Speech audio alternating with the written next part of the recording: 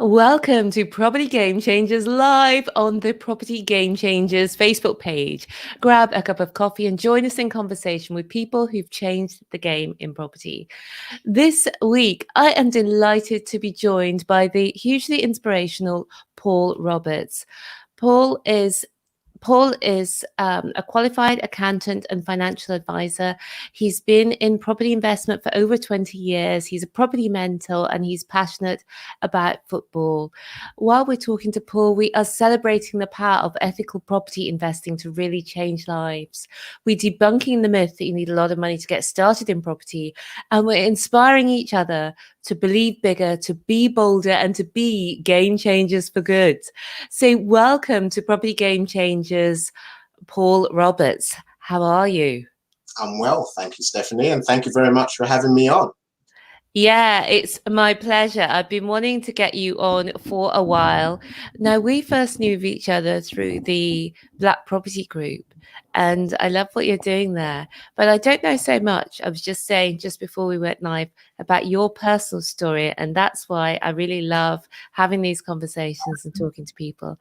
So, do you want to tell us first of all a little bit about you, Paul? So, I'm an accountant by profession. I was very good at maths at school. Didn't really know what I was going to do with my life. Let's say my parents encouraged me to go to university, so I ended up with a degree in accounting and finance, and headed for the city.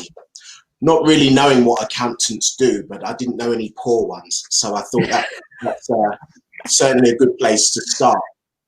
So, I built a career around accountancy, qualified as an accountant, and then I realized it wasn't really what I wanted to do once I found out what it was about. The routine of it all, month end, quarter end, year end, a little bit more dynamic. I needed a bit more than the routine. Yeah. So that was my career path as an accountant. I worked in the city. I moved from accountancy into IT, done some contracting for a while, worked for a software company, traveled abroad as a consultant, worked, around Europe for a little while. But all the while I'd been in property. All the while I'd been buying and selling property from a young age. So I bought my first property at the age of 25 or 26. I can't remember now. It's a few years ago. Not too many, but just 2 or 3. Yeah, just 2 or 3. I'm 5 years out of university. Yeah, exactly. So that's really been the start of it. I bought my first house in London for, I don't know, under 70,000, 3 bedroom. You're going to be upsetting people here, Paul. And sometimes I look back and I think, I should have had 100 houses at that time, because I sort of got into the buy-to-let realm quite early as well. However, I kind of enjoyed my life. I don't look back with any regrets. I've lived a full life, let's say. But yeah, I was in early and sort of buying and selling quite early also. Well, let's talk about that. So 25 is quite young. Well, certainly these days anyway, to be buying a property. And so tell us what inspired you to get started and buy your own property at the age of 25? Well, it's interesting because, my parents came over in the Windrush generation. So they bought a house in the 70s, which we still own. That they paid, I don't know, £3,000 or £4,000 for. Wow. So in the 90s, we could see, I happened to graduate into a good time, let's say. I was earning good money at a time when the country was just coming out of recession, the late 80s bust and the early 90s recession. It was kind of a good time for me, and I was coming out as a graduate and with a decent salary. So I was earning above average income, and therefore I could buy above average. I didn't have to buy a 1-bedroom flat. I could go straight to a house.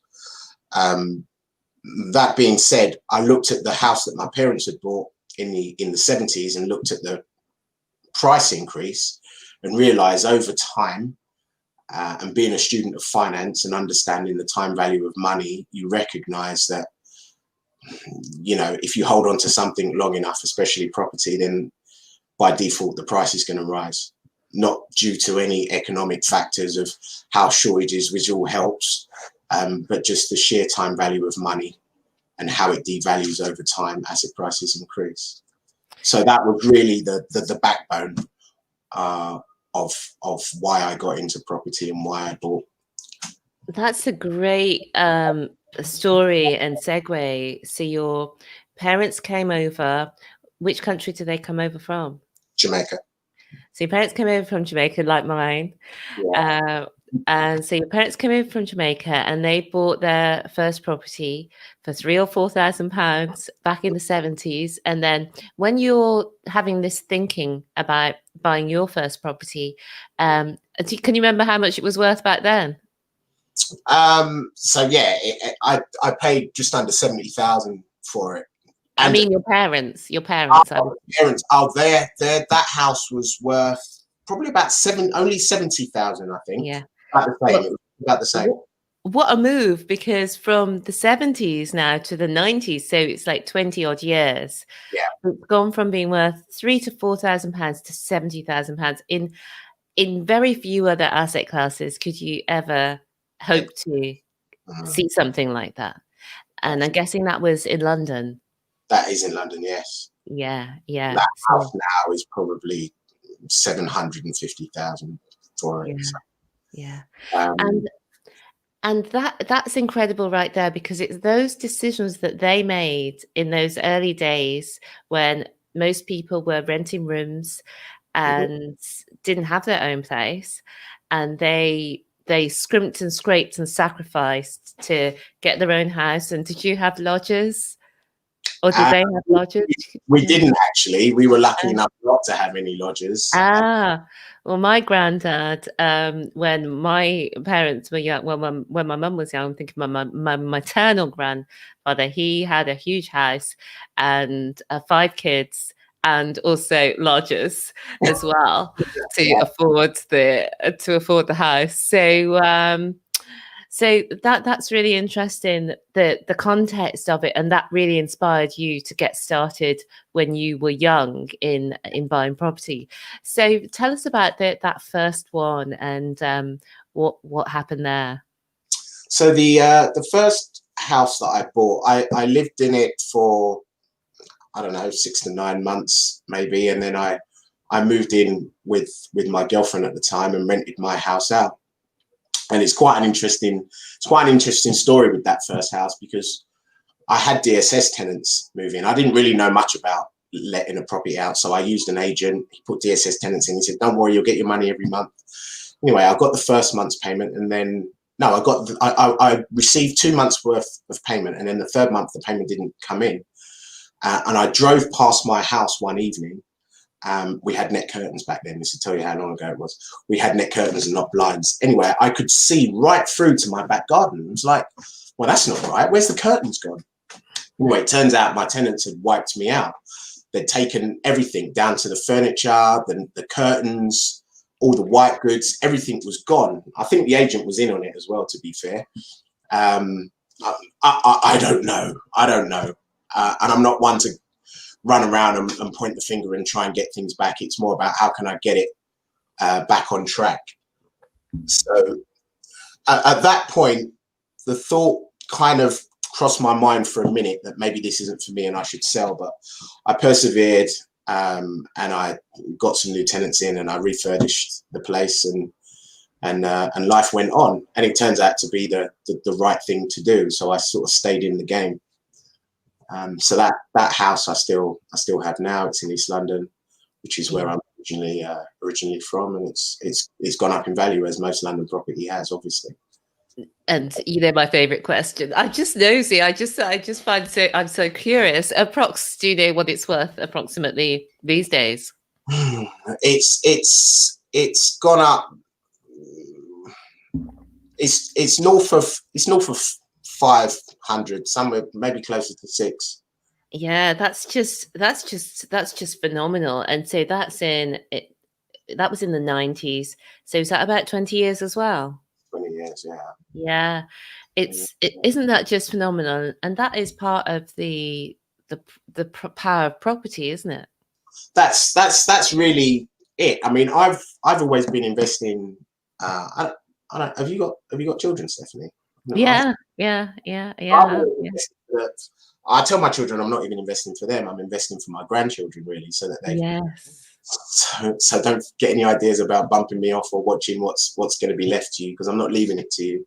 You've got to go and earn it yourself and pass it down a generation, which is a trick that I learned from another community, really. I believe there's some advantageous tax laws for grandparents passing down to grandchildren rather than directly to your offspring. And so, you know, my investment's always been long term. I've not really looked for cash flow in the early days.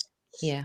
You know, if it washes its face, if the rent covers the mortgage, I can pull my money back out, then you know, I wasn't really concerned about cash flow. Obviously, with the tax laws and the tax changes now that's happening, then that kind of changes perspective a little bit. Yeah. The early days, it's always been a long-term legacy. I'm buying for the next 50 to 100 years rather than. That's really, really interesting. I'm not aware of that, what you just mentioned there, Paul, about leaving to your grandchildren. But what we have started doing is we've looked into the SAS pensions. Mm-hmm. Because especially if you have a business and if you're a property investor already, the SAS pensions give you a real tax efficient way of investing in property and lots of other things. You can move things around between companies. You can lend money to yourself, essentially. You can lend money to other people through your pension, which would just be sitting there doing, in most people's cases, not very much at all. Yeah. And you can have it actively working for you. So is that something that you've looked into, Paul, or that you're thinking about? I looked at commercial buildings before, because I think properties need to be commercial. You can't directly invest in residential unless it's development, as according to my knowledge, as far as pensions is concerned. But I had a lot of, because I worked in financial services for a number of years, I had a lot of non-contributory pension pots sitting around, which I amalgamated all into one. But I've kept that in the markets rather than. I mean, the first rule of investment is diversification, right? To minimize your risk. So I'm already heavily into property. So I've kept my pensions in shares and bonds and just to keep it diversified. Yeah, and the other thing is that you can set up a trust as well, so that if your kids are not as careful, or if they sort of marry the wrong people and they get divorced, then everything's safe. But these are the things that you get into. But going back to your story, Paul, you bought the first property in the 1970s. Sorry, for 70K. 70K. Well, I look good for 80, in the 90s. Yeah. He's younger than he looks, ladies and gentlemen. No, I'm only teasing because you do look great. But and I was just interested, as you said, you're pulling all your money out as well. And that surprised me. But there again, was it the days of 100%, 110% mortgages and stuff? Well, the art of that, for me, the art of the property investment world is to buy well. You know, we had a saying from many years ago: you make your money when you buy, not when you sell. So you buy at the correct price. You know what the maximum mortgage you can do once it's done up, the ceiling price on the road, what's the maximum rents. You know, you do all of these calculations before you buy anything, and if it all makes sense and I can buy it and then pull my money out in 2 years, 3, 4, 5 years, or whatever, I look at it like an orchard. So I'm planting trees, and then I pluck the fruit off the tree in 2 to 3 years' time, and I plant some more trees so I can pluck some more off in years to come. And what I tended to do was, when I pull some money out, I'd reinvest, of course, and be good to myself and have a holiday. I like it. It's a bit of both. It's going both ways. So you've taken us to the position, you've got this first property, you're inspired by what you'd seen your parents do, you're in this good job.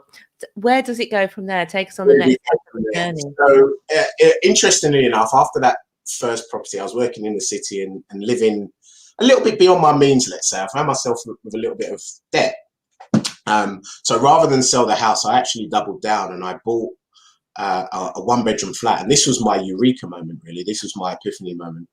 I bought a one-bedroom flat in Bow for 95,000. Zone 2, closer to central London, whatever. It was a nice development.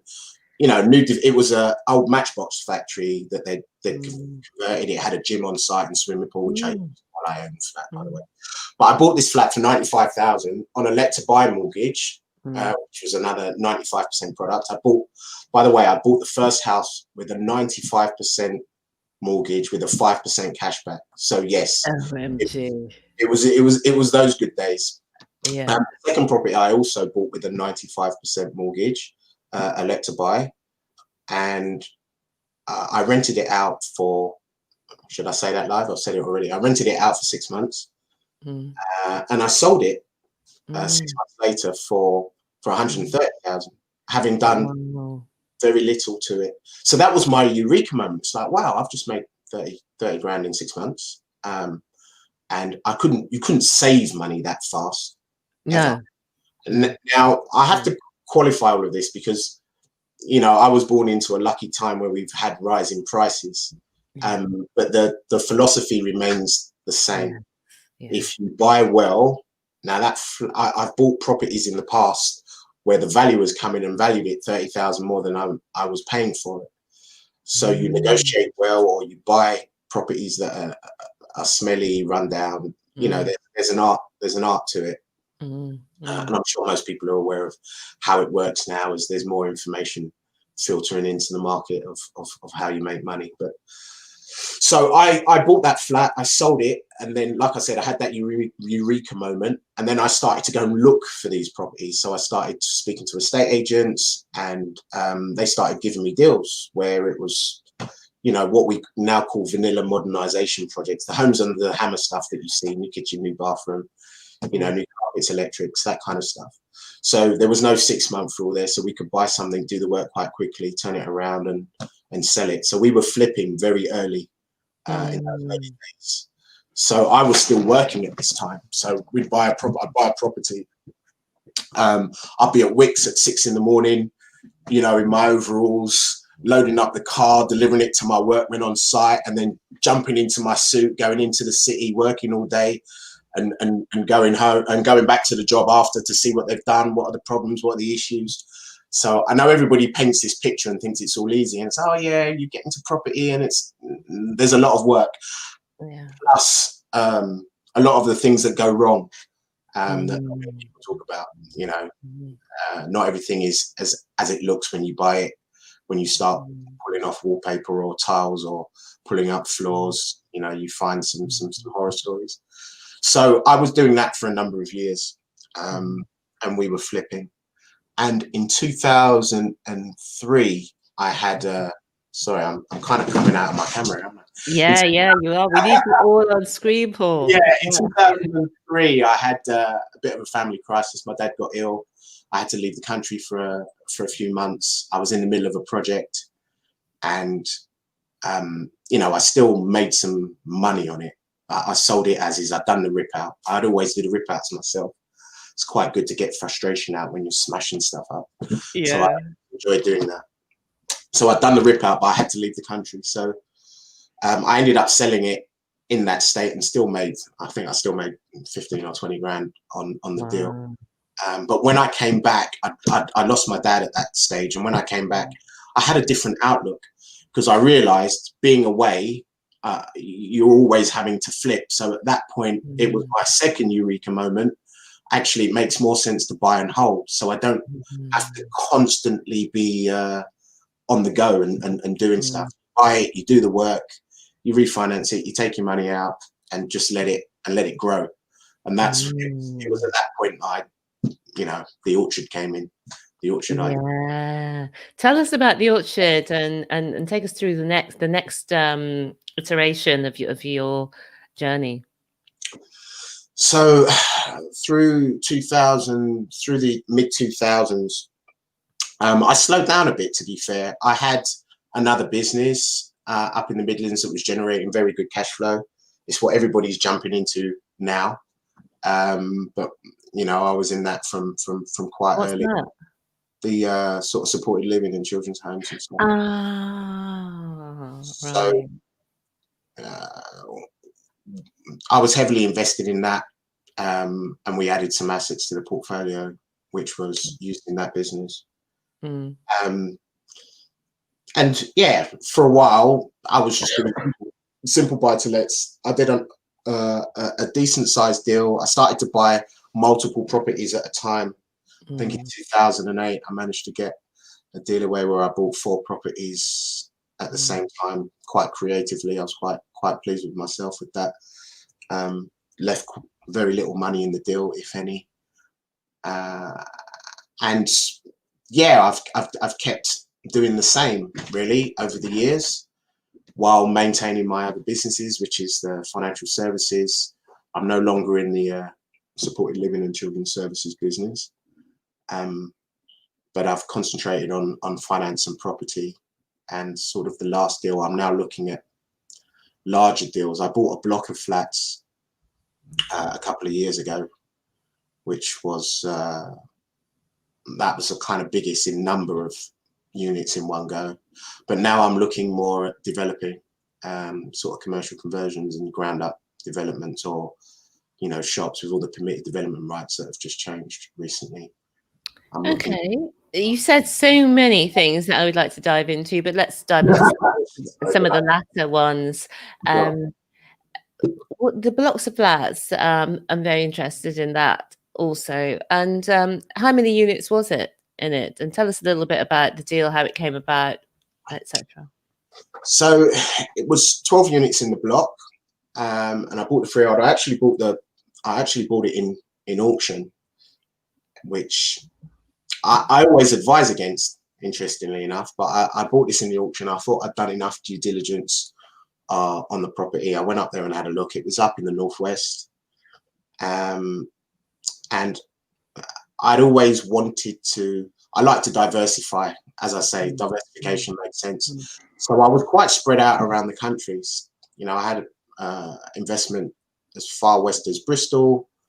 Obviously, I've started in London. I had Birmingham, Nottingham, and Manchester.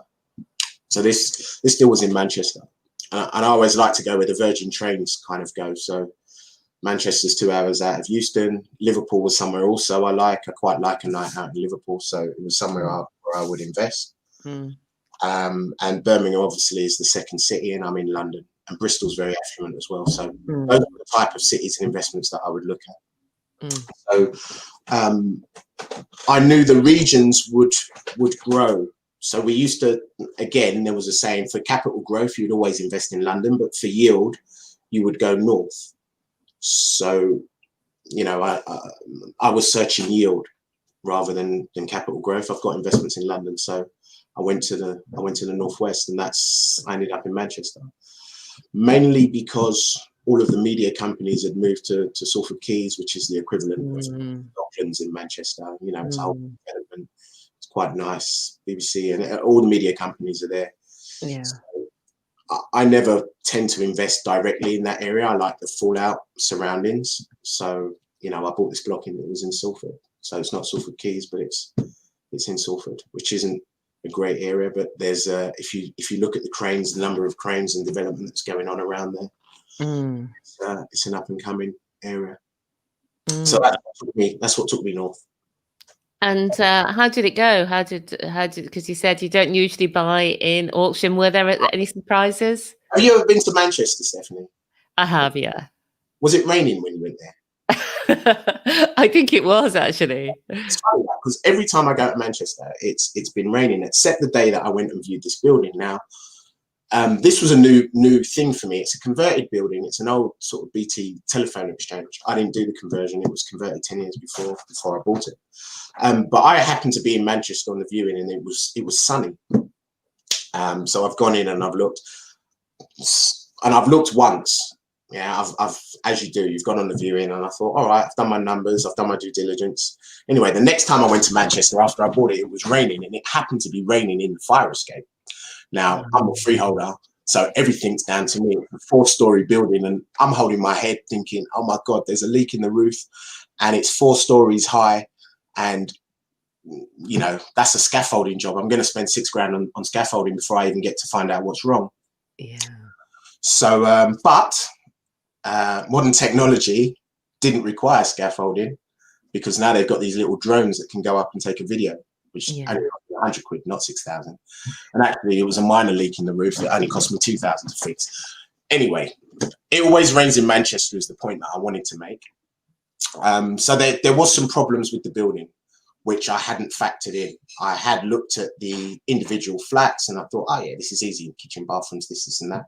But the communal, the emergency lighting, the roof, automatic smoke vents, all of this was kind of new to me. So I've had some obstacles to overcome, but I am overcoming them.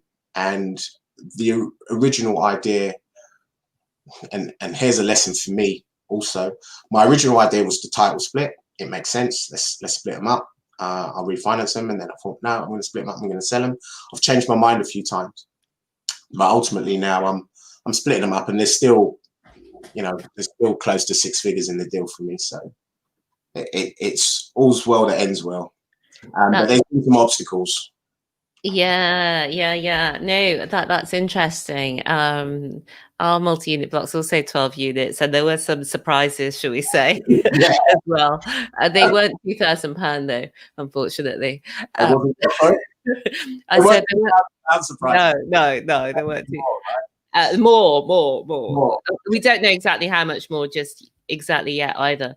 But going back to you, how did you originally get into, you mentioned you were in care homes and supported living, you know, before it sort of became fashionable, if you like.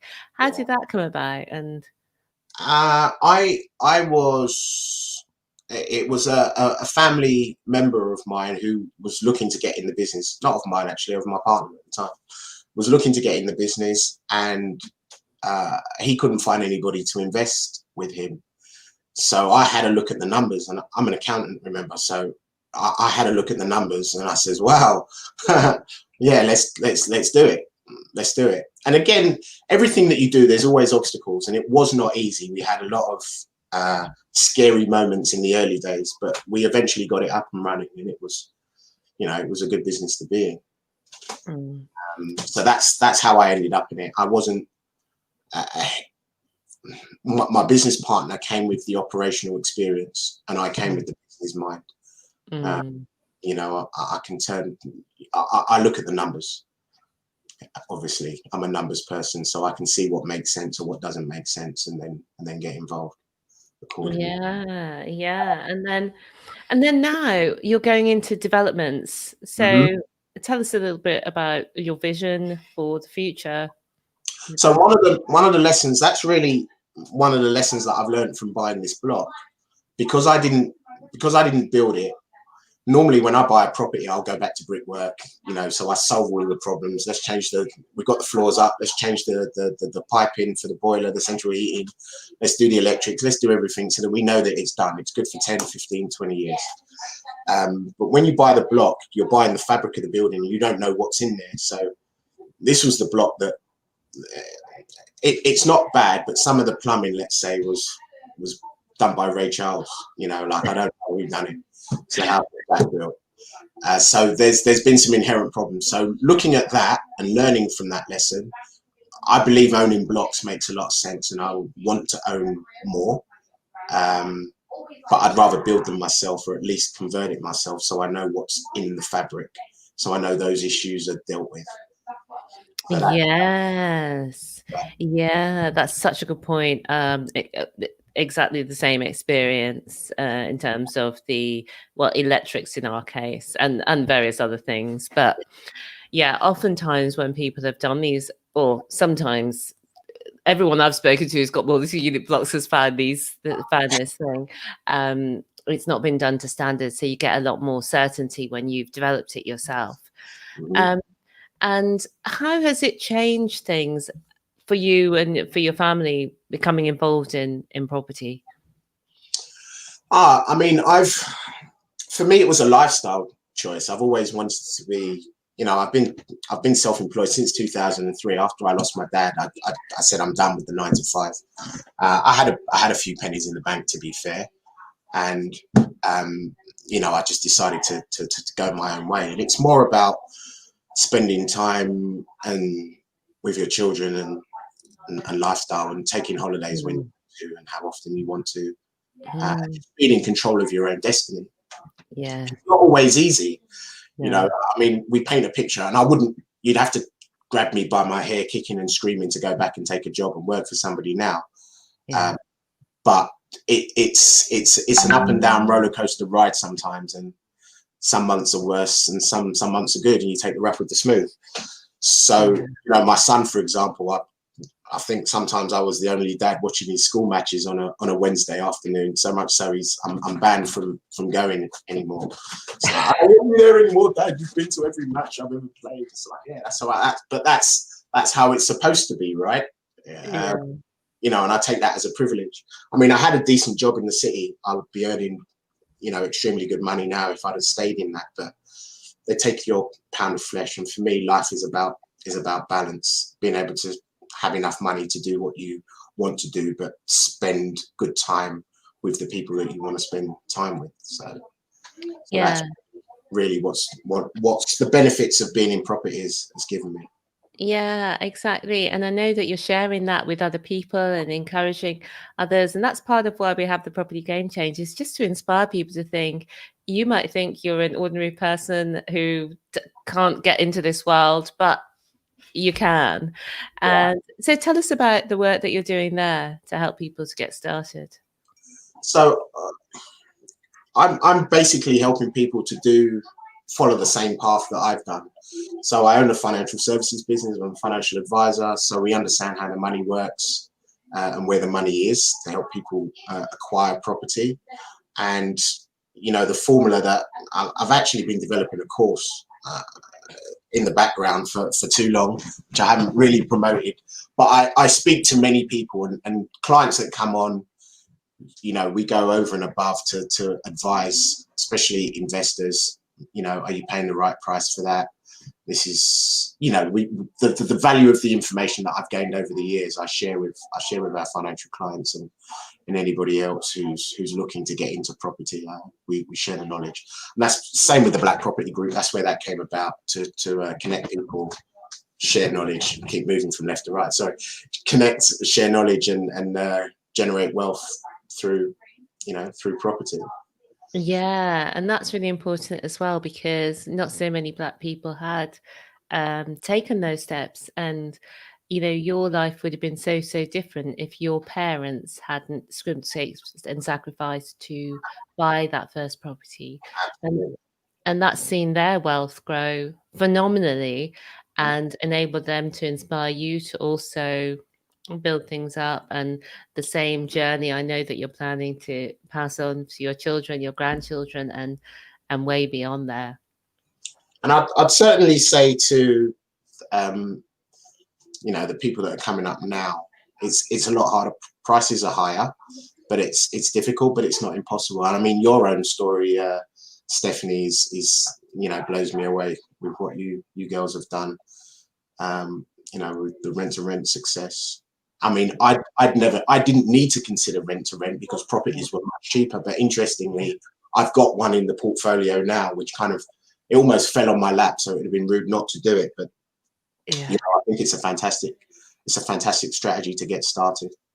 Yeah, I think it's a great starter strategy. And also, you're not the first person who's already running a portfolio that said they've also got some rent to rents, because the thing is, when experienced investors, the one thing that they struggle with is getting top notch HMO management for their house shares. It's not so difficult to get great management for your single list, but to get great management for your HMOs is actually hard.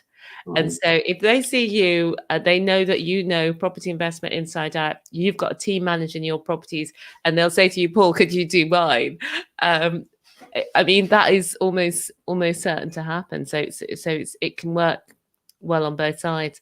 Well, I look really forward to seeing more of that. Is the course going to be teaching people how to get started in property generally, or is it a specific?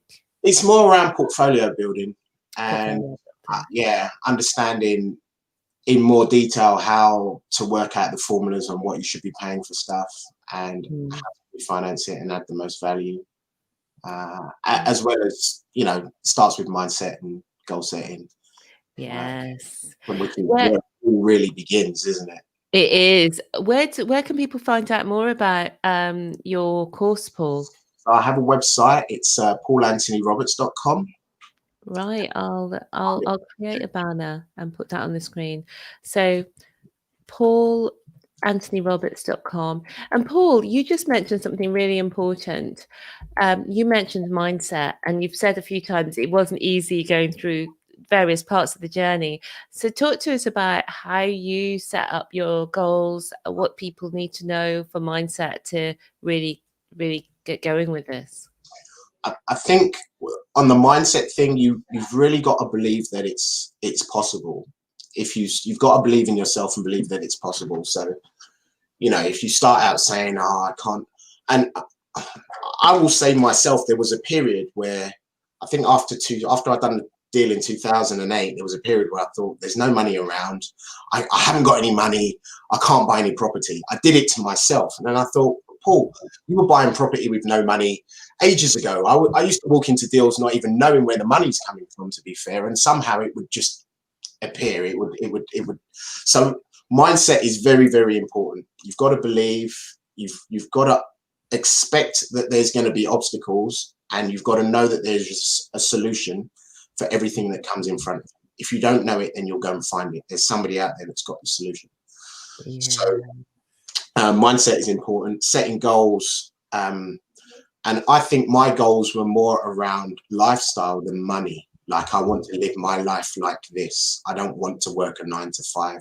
Yeah. So, you know, there were some tight months in the early days. Definitely. Yeah. You know, it's a struggle, but you've got to persevere and overcome that.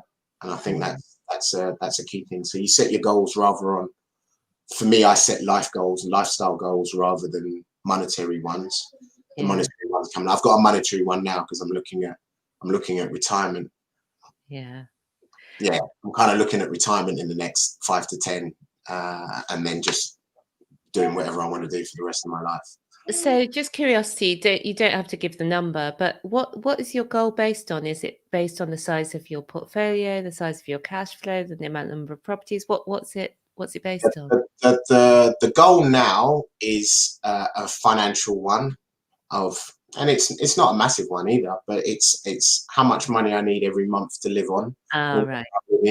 For the next 30 years in retirement, let's say. Right. Yeah, okay.